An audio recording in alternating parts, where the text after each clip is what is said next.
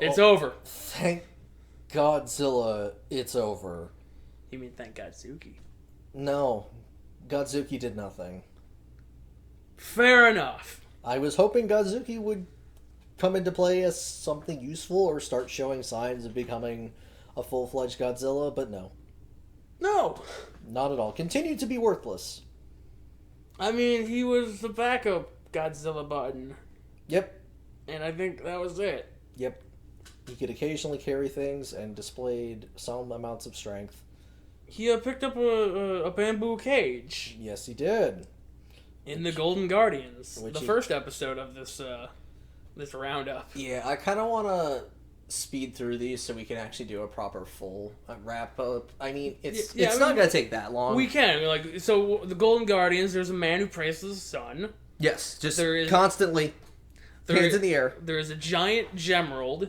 There's the Master Emerald. He does praise the sun to the Master Emerald, and he controls Goro from Mortal Kombat. Several Goros, who are all imbued with the power of the Chaos Emeralds in their eyes, which can turn people into gold. Yeah, they turn Godzilla into a golden statue, and then they hit him with a radio wave. Which makes perfect sense, because they turned Sonic into Golden Sonic. And then they hit him with a radio wave, he thawed out, and then he melted them in the swamp. Yep. Just turned them into molten gold. They fucking, as they said, the rays from the Guardians sapped Godzilla of his power and then coated him in gold. And they're like, we need to power up Godzilla with a laser. So Godzilla in this universe is powered by lasers. And Makes sense. And don't worry, his lasers will do stupider things as we go. Alright, so that was the Golden Guardians. Alright, I'm done praising the sun. The Macro Beasts.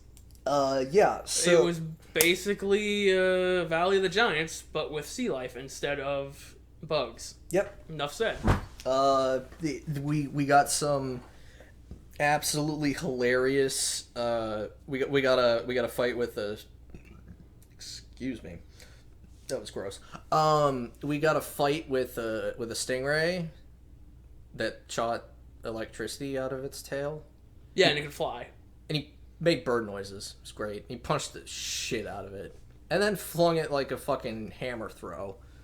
So that was good. Oh, there were giant sharks and eels and swordfish and crabs and starfish. Yes, they did not. They did nothing about the giant jellyfish butt or the starfish or the dancing crab, who I believe we named Steve from accounting. He takes salsa lessons.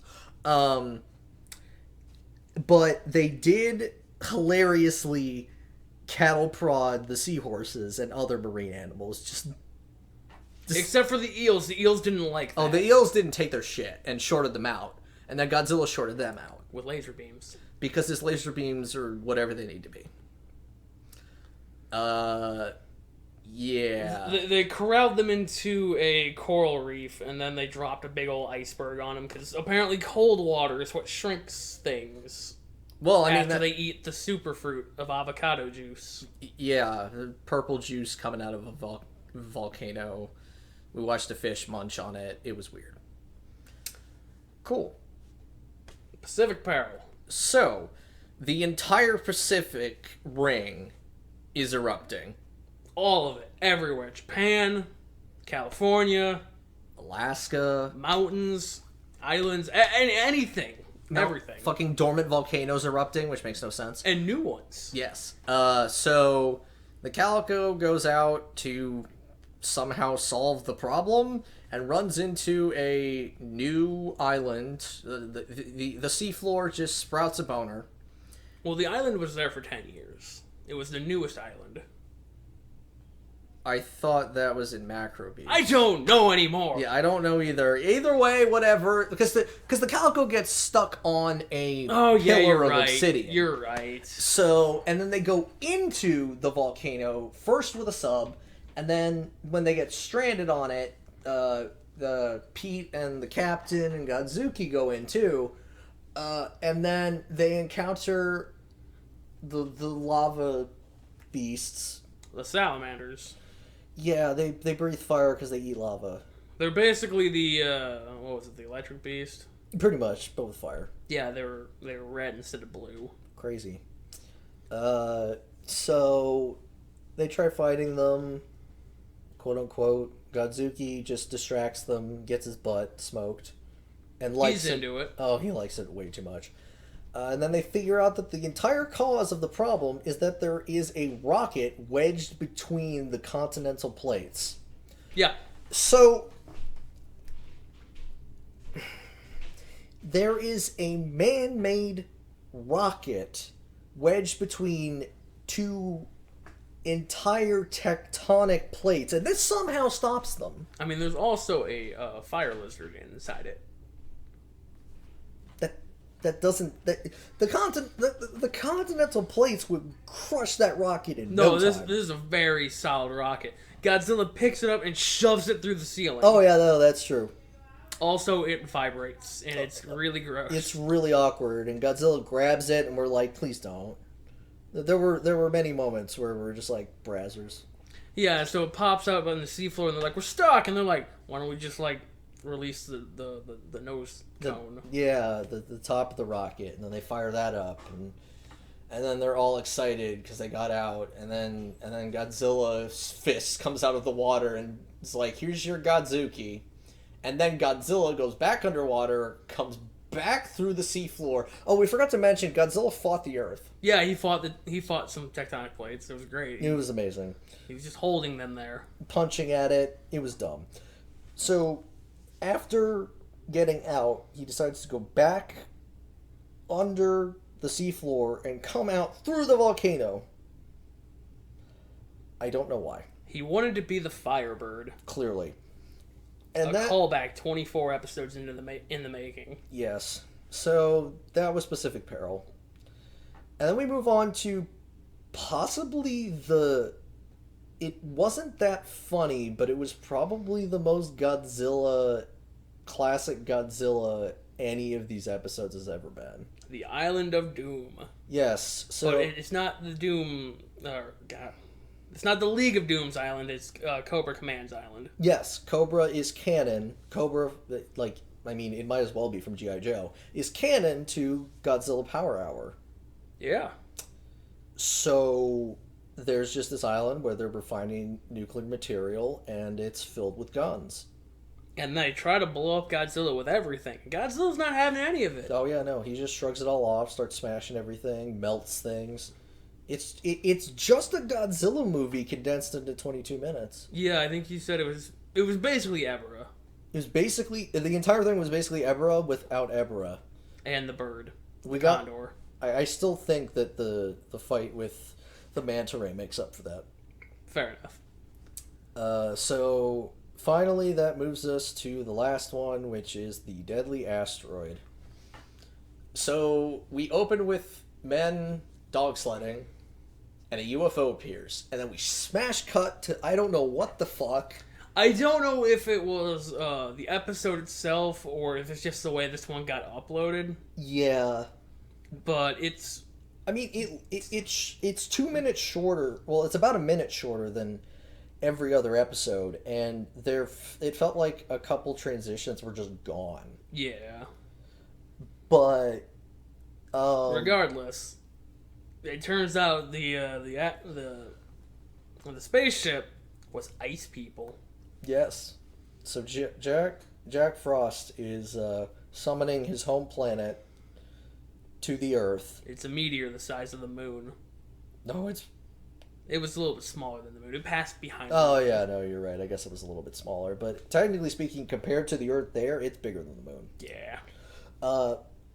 So they're summoning what is their home planet, while also freezing the North Pole even more frozen. And then as the asteroid approaches, it starts fucking up the Earth. As it should. Tides wash out. For some reason, every major world wonder, except Stonehenge, falls over. That can fall over. I mean, I guess Stonehenge could fall over, but... Except for the Sphinx. The Sphinx doesn't fall over. It gets lifted. Oh, yes. It gets picked up and then gently placed at the top of a pyramid. It was great. So basically, everybody gets frozen. And Captain and the Science Lady get captured, and Pete rips off a window from the submarine to thaw out Brock. Yes. And then they get the exhaust pipe to thaw out Godzilla, because Godzilla got frozen. Yes. Apparently those freeze rays are insanely powerful. And then they're like, if we flip the ship over, it'll be the other side of the magnet, and it'll push the asteroid away. Yeah, so the ship is a magnet beacon to the asteroid. Yes. Which, I guess, I don't know. Is really dumb. Yeah, it doesn't make any goddamn sense. So they flip the ship over, but it's too late. The asteroid comes in and blows up the planet. Yeah, no, it's just all over. And then credits roll. Yeah, no, telling us about Captain Planet calling his girlfriend with the president's phone. Yeah, no, it's incredible. But yeah, no, just everyone, Godzilla, Godzuki, the entire crew, the entire planet Earth, vaporized, just gone. And that's how it ended. It was really awkward. We were kind of in shock. I mean, yeah, no, I wasn't expecting this to go that kind of route, but yeah. it just did. I mean, you can see it in the screenshot. You see the impact. The Earth just takes it. So yeah, no, they knew it was their last season. They were done half-assing their animations because Lord knows it didn't like. There were some really good shading. Yeah, they some of the characters were shaded in this episode, and some in the Island of Doom as well. It was really there were a couple of spots where it's like, wow, they put in some time. That's weird, especially since they reused so many animations. But yeah, no, there's no chance of the GPH coming back. So this universe is dead and gone. And you know what? All the power to them. I'm glad it's gone. I'm glad I don't even have to think about it. Yep. I'm going to go to sleep tonight. I'm going to forget everything that happened. Yep. No, the Godzuki's already gone. So, alright. We need to talk about the series as a whole. And, like, this is so much different than... The Showa? Well... It's so much different than rating like the Showa era, because the Showa era was so it was a lot of content, but it was spread out over like 20 years. Yeah. Whereas this is content spread out over maybe like a year or two. Yeah, probably. So, I gotta say, like Scooby-Doo's no looker like original Scooby-Doo as far as like animation and stuff, but it didn't have to be, because it wasn't about movement or fighting. Yeah, it was about, hey, can you solve the mystery before they do? Yeah, can you solve the mystery before, I guess, untold financial harm is done? Because that's always what it is. Well, I meant like, can you, the viewer, solve this mystery? I don't feel like it ever was, because I don't feel like the clues, like, either the clues were too blatant or they weren't presented. Well, it was always, who's the strange person in this episode that they talked to the first time, and then that's the bad guy. Yeah, no, it's unfortunately too predictable, but this show is supposed to be about Godzilla, and Godzilla, like, there's a reason why one of the rating things we do is about monster combat, and it's because it's important. Monsters gotta fight, especially in this, because the Godzilla Power Hour has a new monster pretty much every single episode. I wouldn't even say pretty much. It is every single episode. I mean, and it's so formulaic, and... Yeah, I think probably in the second session I said, yeah, every episode's basically the same. They get into trouble 5 minutes in, they call Godzilla. The rest of the plot happens, and then around 15 minutes they call Godzilla the second time to just fix it. Yeah. And usually Godzilla fixes it, except for this last episode. Yeah, no. But, oh, man. It just... It's such a goldmine of garbage. I mean, yeah, if you've watched the last 6 episodes, you've seen all these frames. Oh, we found many, and we left many on the cutting room floor. So, yeah. Because at a certain point, we were just like, no, we actually want to get on with this. So it's really unfortunate because it's so. I'd have to rewatch like old Scooby Doo, old Flintstones and stuff to see how much they reuse certain stretches of animation. From what I can remember, like all the running animations are always the same. Well, and that's fine because a human running doesn't usually vary all that much. Yeah. But it was like when it's such a big part of the shot every time, like every stock animation of Godzilla was hysterical because there were just certain ones. There's the one where he's walking and they have him like full body, but like he's vanishing up to his head for some reason. So he's like thick as hell. Is this the one where he's walking towards you? No. Okay. This is the one where he's just walking to the side, but he's vanishing. Oh, yeah, the one where it's just that they show in every episode. Yeah, every single episode has it, where it's a side shot of him. And it just looks like he's, like, angled backwards. Yeah, like he's leaning back, and he's vanishing upward, even though it's a perfectly on-side shot, so it makes no sense. And then, of course, there was the overly done, like, Godzilla's crotch is coming. Which didn't appear as often, but then started to appear a lot. Yeah. Especially in Island of Doom. And then there's the, I know it's just him coming out of the water and roaring, but, like, that was every time, and it felt like it was deteriorating at the end there. Well, they had, like, 3 different ones for when he comes out of the water. But they didn't have 3 different roars. It was just him always shaking his head back and forth. Well, yeah, it was just fully garbage Godzilla roars. Which was awful. It's gonna feel weird to go back to the classic Godzilla roar. Yeah, it's gonna be nice. Because I'm so used to just the crappy man making growling noises. But yeah, no. Do you want to actually do... Like, try to rate this? Try to rate in general. I would like to do it. All right, let's get the. It's gonna be down here quite a bit. Oh, back at KFC.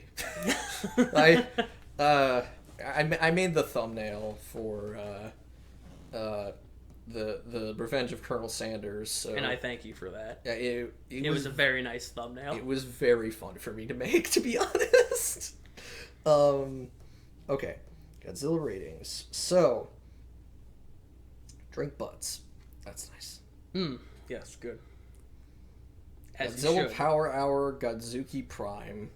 Sure, we'll go with that. So, Monster Combat, visual effects. Oh, man. I feel like visual effects should be just put under as animation. We'll because we're gonna do this again for the Zilla cartoon. So okay, I think we'll just split the video here real quick. Okay. Okay, now that that's taken care of, you got your list made and everything. Yep. All right. So, Monster Combat. I'm not gonna lie.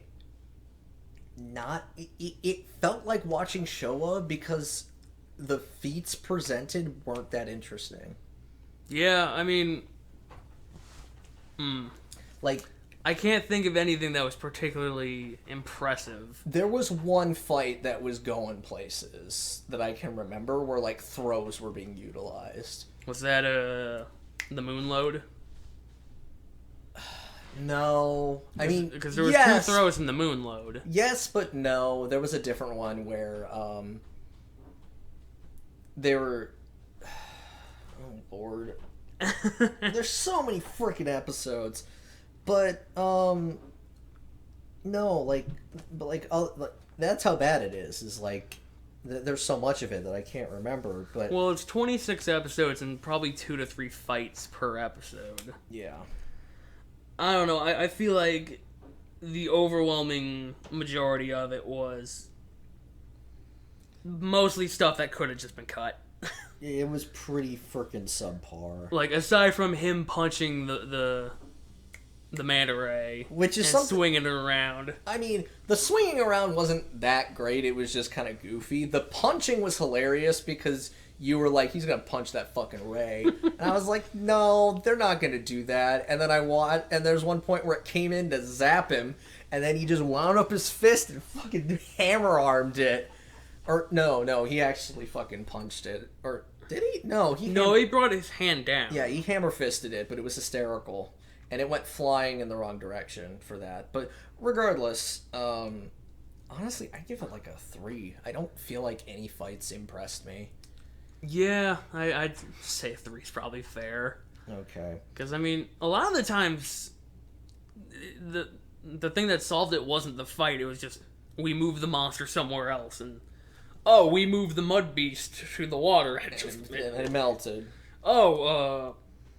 Axor shot himself with his hypnosis beam and he just disappeared. Yeah. We put the Firebird underwater and we just sealed him in that cave. Yeah, that's fine. With the octopus. It's fine. So I mean, it's like the fights didn't really matter either. So yeah, 3's fine. Visual effects. So we're gonna rate this based on the animation, and what I will say about the animation is that most of the time, it was bad. There was a few good scenes when they were shaded. There were some intensely good animations, but those were like at like the beginning of the second season, and then they stopped happening. Wait, there were good animations in the second? Because I commented about it. I was like, wow, these are really well animated. Like there were certain ones where there's a lot of frames of animation going into certain things, but then I stopped seeing it, and it stopped happening. And then we got to watch the captain go full quap and slide, and it's just there were 3 frames. It was just like one where he's vertical, one where he's diagonal, and one where he's more or less horizontal doing a push-up and then slide. Yeah, and then just move him. Oh, there was the scene with the Venus fly the Venus flytrap sliding into the frame. But that was good. That's what I'm saying. That was really good because it was bad. Because it was just the whoop. Hello, I'm here. So yeah. I mean, I don't want, because the problem is that if we also lump in the art quality, which is all the screen grabs that we got, I feel like this goes up. But I feel like, I'd say as a whole, it's not the worst show that I've seen. Yeah. So I'd probably go ahead and give this one a 3 as well. I know that's not it's really high, but I've seen worse shows. Yeah. It was at least mostly consistent. No. Okay. I don't know. Consistency was not a point in its favor. I mean, consistently not great. Yeah. No, it was consistent. I don't mean Godzilla's the size of a building, now he's the size of a frog. That's more Godzuki. Godzuki was whatever size the plot needed him to be, and it was very awkward. I just mean mostly the quality was consistent, not the intricacies. With the occasional spikes in quality, but they were centralized. So, plot. Oh, Jesus Christ. I didn't like it. I didn't like the plot of it. Almost all of the episodes, they were all the same. Yeah, no. I keep saying it was just call Godzilla 5 minutes in, and then call Godzilla 10, 15 minutes in.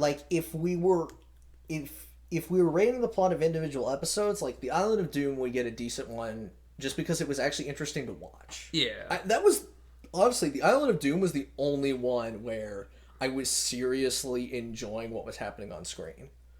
Just because it just felt like watching another Godzilla movie. Yeah. Just seeing him get shot, seeing him fight tanks and guns and airplanes, even though he couldn't kill anybody, so it was kind of lame. I'm trying to think if there were any other episodes that were... Yeah, and then on the other hand, you got the Cyborg Whale, which is just trash. Oh, that was Beast of Storm Island I really liked. It was alright. I mean, it might not have been because of the plot. Micro Godzilla was incredible. Yeah. Because that one didn't follow the formula. Yeah, well, Well, no, because they finally got Godzilla fixed at like the last like 5 minutes. Yeah. Godzilla didn't get to solve the problem until, and Godzilla didn't solve the problem. The humans did. Yeah. So Mechagodzilla was good because it was not, it was not about, it wasn't the same thing. Whereas the fucking breeder beast was like plot bullshit to the extreme, where Godzilla solves the problem because the plot decided that he can solve the problem. I mean, the magnetic terror was good.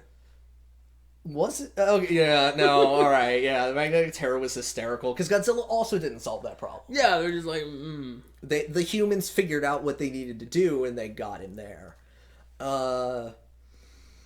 Yeah. And then everything else was, the same. Yeah. Yeah. So, I mean, with the occasional standout episodes. It's honestly very Showa-esque. Yeah. Except that I think the low point... Well, no, I would say... oh god, what was it? Cyborg Whale was on par with watching Raids Again. Yeah. In terms of, like, I'm sitting there and I'm like, I'm not taking in what's happening. I don't understand why I'm watching this. What the hell is going on? And then the solution was just stupid. Yeah. So...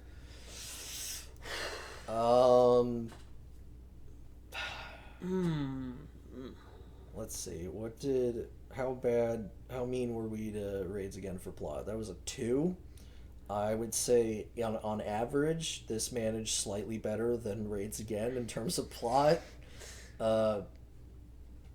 I'd say yeah. I mean, because there was only a few episodes that were like, oh man, it's going on, and yeah, I'm not paying attention. I'm completely zoned out. It was I mean, most of our watching was just waiting for times to point and laugh. Yeah.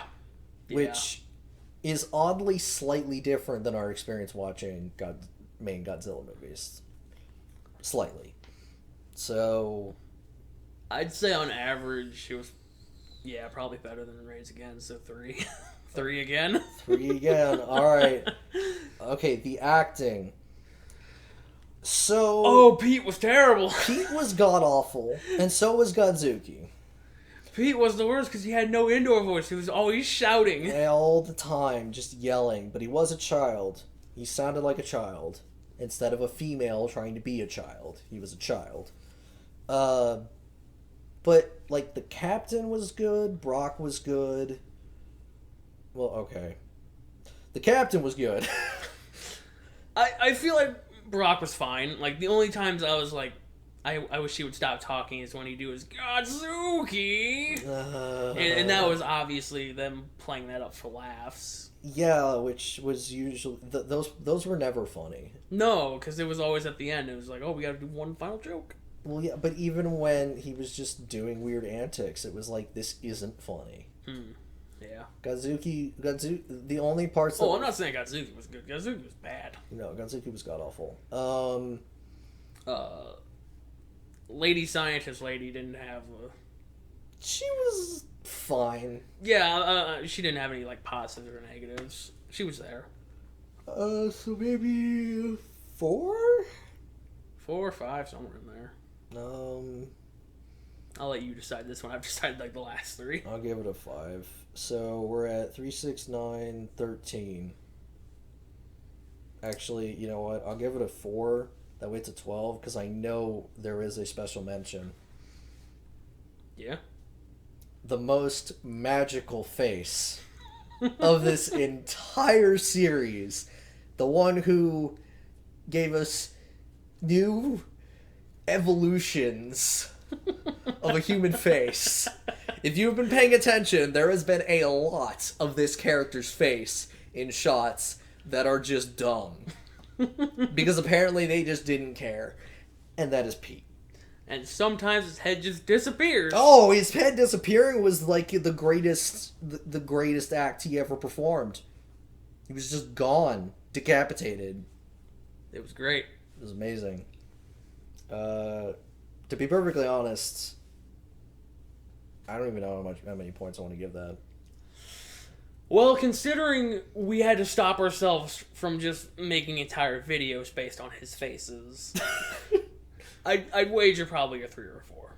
Okay, I'll give it a 3, which will bring the total of this to 15.